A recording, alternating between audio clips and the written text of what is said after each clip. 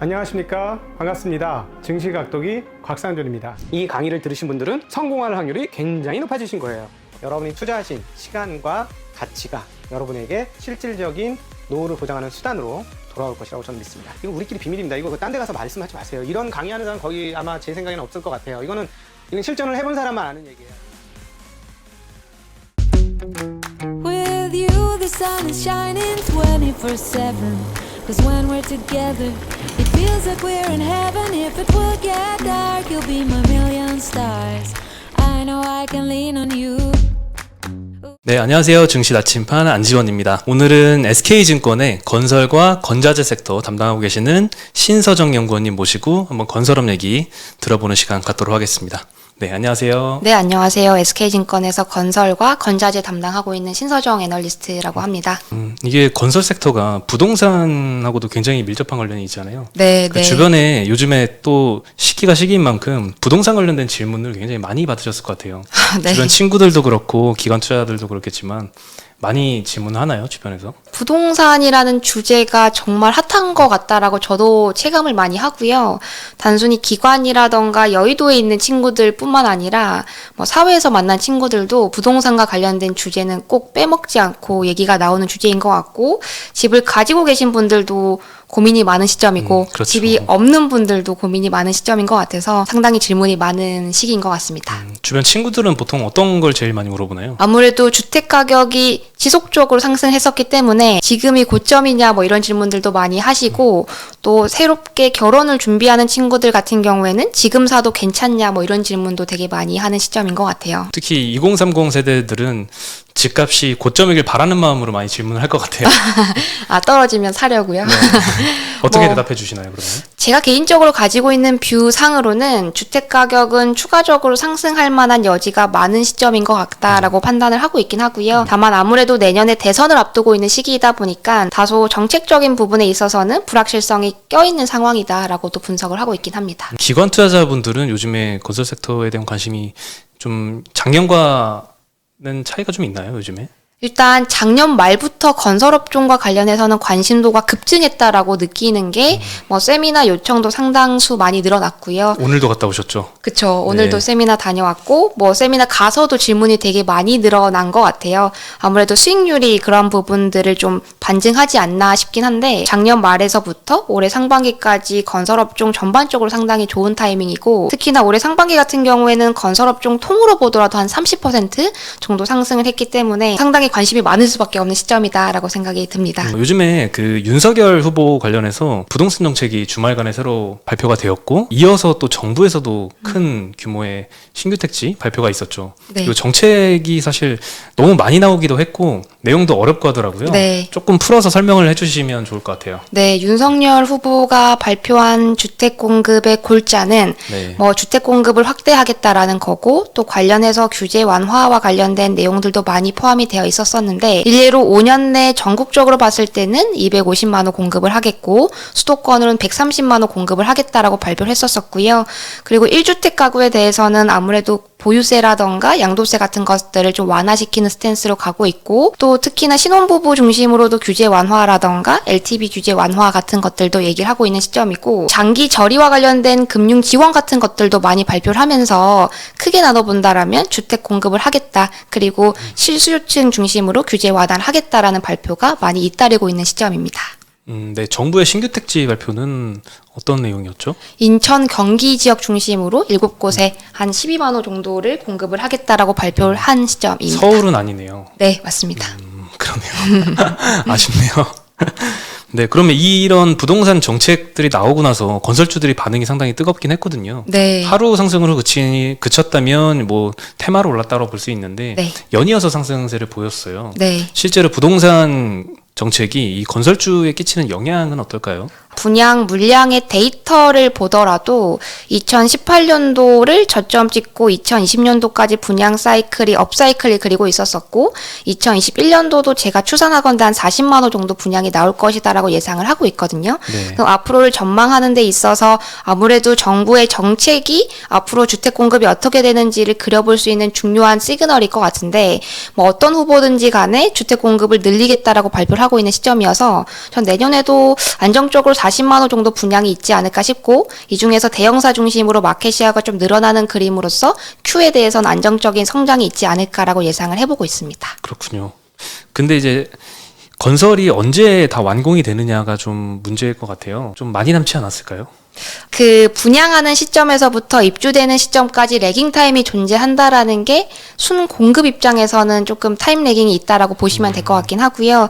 그거를 완화시키기 위해서 정부 입장에서는 사전 청약도 하고 아니면 주택 공급을 계속해서 늘리겠다라는 스탠스를 주면서 뭐 투자 수요 같은 것들을 좀 완화시키고자 하는 그림들을 완성하고자 하는 하나 이게 학습 효과라는 것도 있고 실질적으로 공급되기까지 체감되는 부분들이 좀 떨어지는 부분도 있어서 실질적으로 수요자 단에서 이렇게 느끼시는지는 조금 퀘스천 마크가 붙을 수밖에 없는 시점이다라고 생각을 하고 있긴 합니다.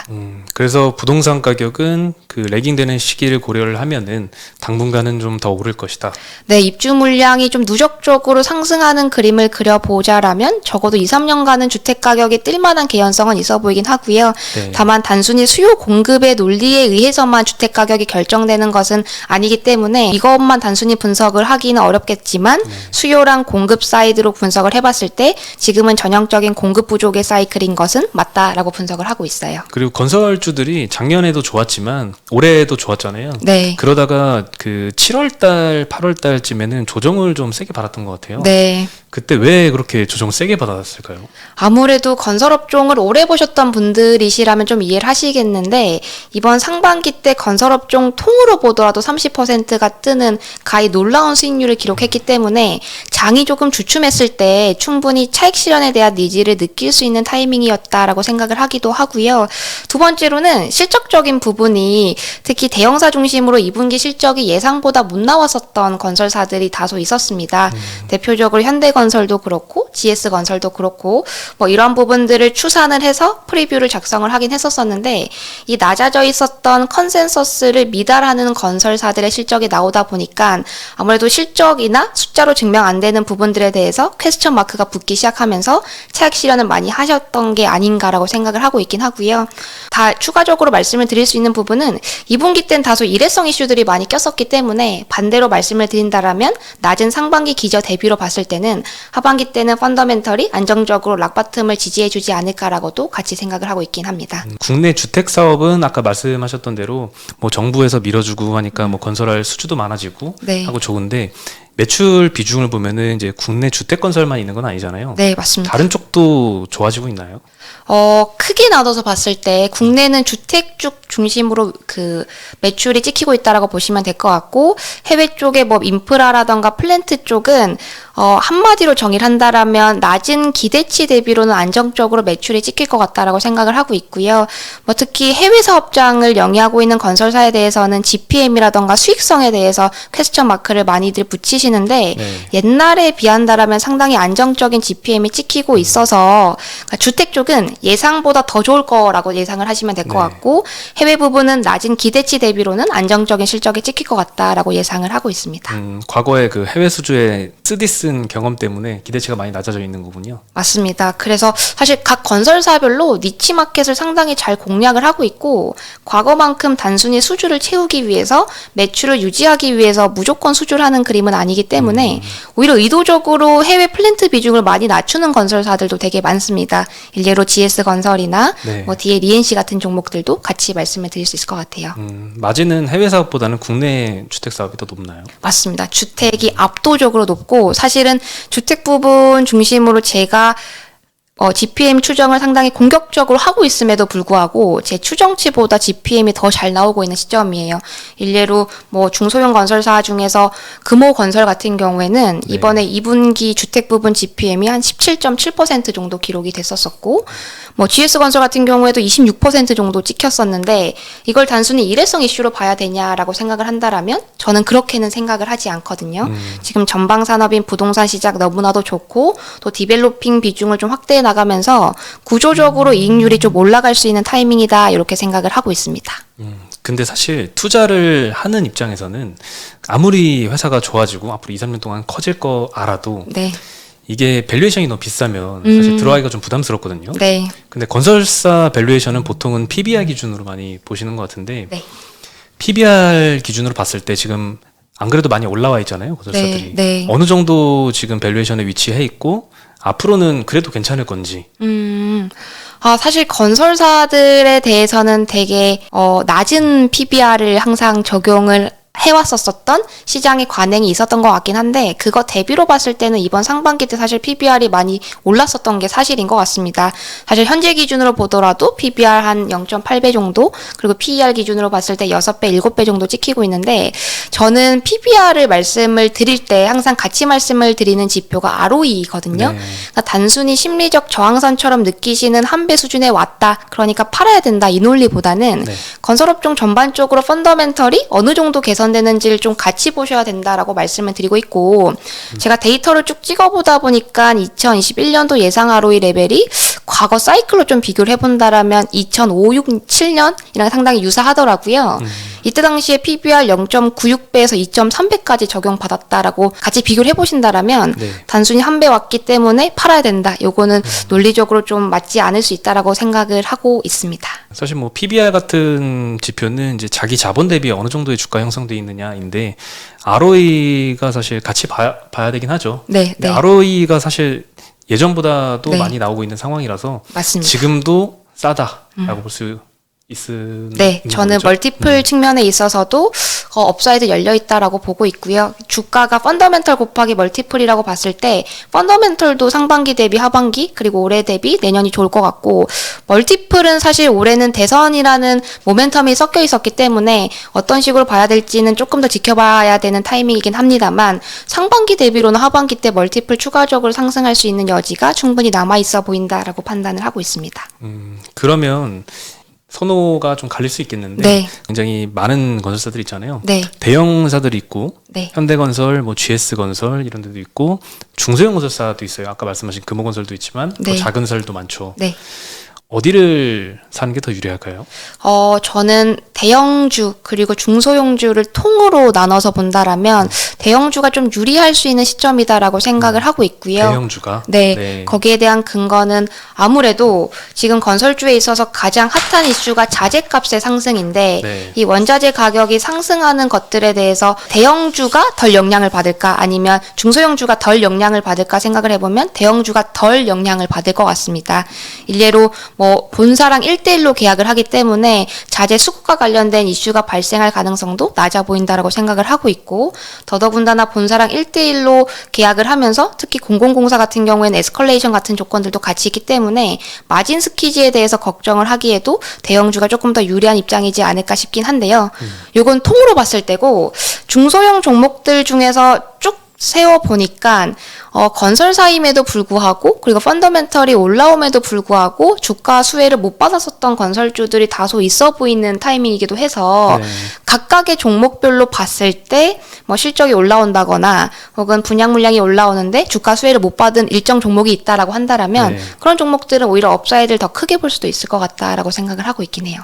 말씀하셨다시피 그 원자재 가격이 많이 올라서 네. 그 수급에 있어서 좀 더 유리한 위치에 있는 대형사가 좀 더 좋을 거다라고 말씀해 주셨는데 원자재 가격이 도대체 얼마나 올랐죠? 사실 오늘도 새로운 뉴스가 나왔거든요. 사실 뭐 시멘트 관련된 종목들 보시는 분들이라면 시멘트 가격도 상반기 대비 하반기가 뜰 것이고 오늘도 뭐 레미콘과 관련된 기사들이 나오고 있고 PB라던가 원목 등등 자재 전반적으로 가격이 뜨고 있는 시점이어서 결국에는 주택을 짓는 시공사 입장에서는 자재값이 뜬다라는 게 호재성 이슈는 아니긴 하거든요. 네.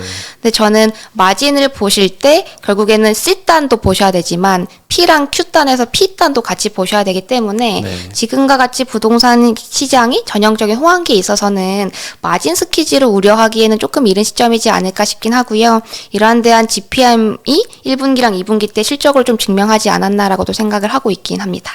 사실 P와 Q와 C를 다 고려했을 때 C가 조금 올라오더라도 P와 Q의 상승이 너무 크니까 괜찮다. 네. 그리고 사실 원자재 가격이 많이 상승을 한 게 전방 산업에서 수요가 그렇게 많기 때문에 올라왔다고 볼 수 있을까요? 그렇게 맞습니다. 치면은 사실 긍정적이잖아요. 네, 사실 뭐 제가 되게 좋아하는 데이터이긴 한데 이게 분양 물량 플로우를 보시면 전반적으로 주택주 중심으로 선행 지표가 어떤 식으로 흘러가는지를 좀 예상을 해보시기가 쉬우시거든요.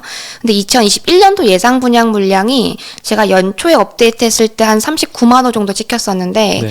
그저께 업데이트했을 때는 50만 50만 호까지 찍혀 있는 상황입니다. 물론 50만 호가 다 분양이 될 수 있을지는 조금 더 봐야 될 것 같아요. 왜냐하면 대선을 앞두고 있는 시기이다 보니까 뭐 재건축 재개발 프로젝트 같은 경우에는 조합분들이랑 시공사 간에 좀 컨플릭트도 있는 것 같고 네. 좀 협의 과정이 딜레이되는 상황들도 발생을 해서 뭐 물건의 딜레이가 발생할 수는 있겠습니다만 시장 자체를 좀 중장기적인 추세로 그려봤을 때 18년도 이후로 꾸준히 분양 물량이 늘어나는 사이클이고 올해도 아까 말씀드렸다시피 최소 40만 호 정도는 찍힐 수 있을 정도로 지금 분양 경기는 너무나도 좋다라고 말씀을 드리겠습니다. 요즘 여러 애널리스트 분들이 그런 분양 물량을 추정을 해주시는데 다들 상향을 좀 하고 계시는 것 같더라고요. 정말 뜨거운 것 같은데요. 네. 그리고 해외 수주 이야기 잠깐 해보면 해외 수주는 특히나 이제 유가 변수를 많이 고려를 하잖아요. 실제로 그 차트를 그려보니까 너무 선명하던데 네. 해외에 수주 받는 거랑 이제 유가의 흐름이랑 굉장히 동일시가 되더라고요. 네. 요즘에 유가 흐름을 보면 아직 그 60불대 이상 후반까지 올라와 있고 해외 수주도 그에 따라서 많이 증가해 있는 상황인가요?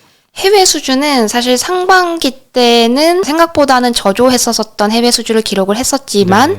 지금 대형사들의 파이프라인을 좀 뜯어서 봐보신다라면 상반기보다는 하반기 때 훨씬 더 많이 찍힐 것이다라고 예상을 하시면 될 것 같긴 하고요. 유가와 관련해서도 말씀 주신 대로 뭐 재정 유가 레벨보다 이상의 유가 레벨이 꾸준히 유지가 되고 있기 때문에 네.